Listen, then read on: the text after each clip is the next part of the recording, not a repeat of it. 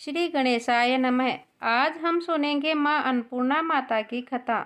माँ अन्नपूर्णा माता का महाव्रत मार्गशीर्ष मास के कृष्ण पक्ष पंचमी से प्रारंभ होता है और मार्गशीर्ष शुक्ल षष्ठी को समाप्त होता है।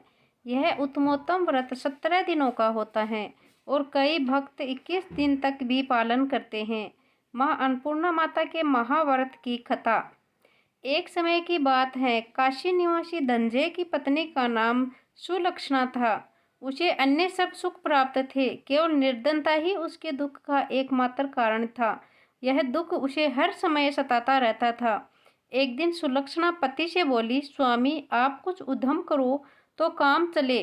इस प्रकार कब तक काम चलेगा? सुलक्षणा की बात धनंजय के मन में बैठ गई और वह उसी दिन विश्वनाथ शंकर जी को प्रसन्न करने के लिए बैठ गया और कहने लगा कि हे देवादिदेव विश्वेश्वर, मुझे पूजा पाठ कुछ आता नहीं है, केवल आपके भरोसे बैठा हूँ। इतनी विनती करके वह 2-3 दिन भूखा प्यासा बैठा रहा। यह देखकर भगवान शंकर ने उसके कान में अन्नपूर्णा अन्नपूर्णा अन्नपूर्णा बोला। इस प्रकार 3 बार कहा। यह कौन क्या कह गया, इसी सोच में धनंजय पड़ गया कि मंदिर में आते ब्राह्मणों को देखकर पूछने लगा, पंडित जी अन्नपूर्णा कौन है?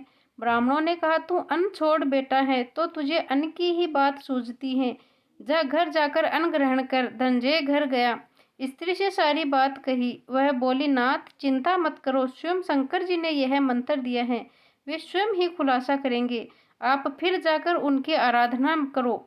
धनंजय फिर जैसा का तैसा पूजा में बैठ गया। रात्रि में शंकर जी ने आज्ञा दी और कहा, तू पूर्व दिशा में चला जा। वह अन्नपूर्णा नाम जपता जाता और रास्ते में फल खाता, झरनों का पानी पीता जाता। इस प्रकार कितने ही दिनों तक चलता गया। वहां उसे चांदी की चमकती वन की शोभा देखने में आई, सुंदर सरोवर देखने में, या उसके किनारे कितनी ही अप्सराएं झुंड बनाए बैठी थी। एक कथा सुनती और सब मिलकर माँ अन्नपूर्णा इस प्रकार बार बार कहती थी। यह अगहन मास की उज्ज्वली रात्रि थी और आज से ही व्रत का आरंभ था। जिस शब्द की खोज करने वह निकला था वह उसे वहां सुनने को मिला। धनंजय ने उसके पास जाकर पूछा, हे देवियों, आप यह क्या करती हो? उन सब ने कहा, हम सब माँ अन्नपूर्णा का व्रत करती हैं। धनंजय ने पूछा, व्रत पूजा करने से क्या होता है? ये किसी ने किया भी है क्या?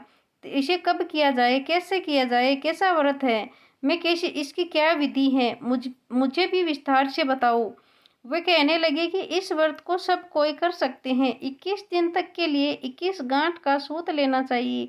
21 दिन यदि न बने तो 1 दिन उपवास करें। यह भी न बने तो केवल कथा सुनकर प्रसाद लें, निराहार रहकर कथा कहें।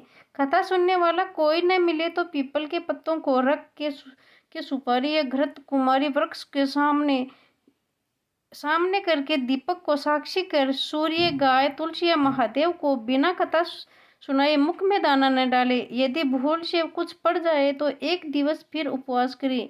व्रत के दिन क्रोध न करें और झूठ न बोलें। धनंजय बोला, इस व्रत के करने से क्या होगा? वे कहने लगी कि इसके करने से अंधों को नेत्र मिलेगा, लूलों को हाथ मिलेगा, निर्धन के घर धन आएगा, बांझी को संतान मिलेगा और मूर्ख को विद्या आएगी। जो जिस कामना से व्रत करेगा उसकी इच्छा पूरी होगी। वह कहने लगा, बहनों, मेरे पास भी धन नहीं है, विद्या नहीं है, कुछ भी तो नहीं है, मैं तो दुखिया ब्राह्मण हूँ, मुझे इस व्रत का सूत दोगी? तो हाँ भाई, तेरा कल्याण हो, हम तुम्हें अवश्य देंगे, ले इस व्रत का मंगल सूत है। धनंजय ने व्रत किया। व्रत पूरा हुआ तभी सरोवर में से 21 खंड की स्वर्ण सीढ़ी हीरा मोती जड़ी हुई प्रकट हुई। धनंजय जय अन्नपूर्णा अन्नपूर्णा कहता जाता था। इस प्रकार कितनी ही सीढ़ियां उतर गया तो क्या देखता है कि करोड़ों सूर्य से प्रकाशमान अन्नपूर्णा का मंदिर है। उसके सामने स्वर्ण सिंहासन पर माता अन्नपूर्णा विराजमान है। सामने भिक्षा हेतु शंकर भगवान खड़े हैं। देवांगनाएं चंवर डुलाती हैं, कितनी ही हथियार बांधे पहरा देती हैं। धनंजय दौड़कर जगदम्बा के चरणों में गिर गया। देवी उसके मन का क्लेश जान गई। धनंजय कहने लगा, माता आप तो अंतर्यामी हो, आपको अपनी दशा क्या बताऊं? माता बोली, मेरा व्रत किया है, जा संसार तेरा सत्कार करेगा। माता ने धनंजय की जिह्वा पर बीज मंत्र लिख दिया। अब तो उसके रोम रोम में विद्या प्रकट हो गई। इतने में क्या देखता है कि वह काशी विश्वनाथ के मंदिर में खड़ा है। माँ का वरदान ले धनंजय घर आया। सुलक्षणा ने सब बात कही। माताजी की कृपा से उसके घर में संपत्ति उमड़ने लगी।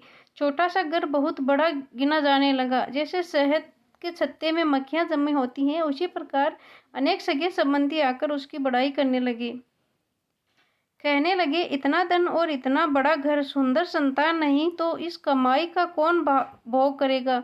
सुलक्षणा से संतान नहीं है, इसलिए तुम दूसरा विवाह करो। अनिच्छा होते हुए भी धनंजय को दूसरा विवाह करना पड़ा और सती सुलक्षणा को शोध का दुख उठाना पड़ा।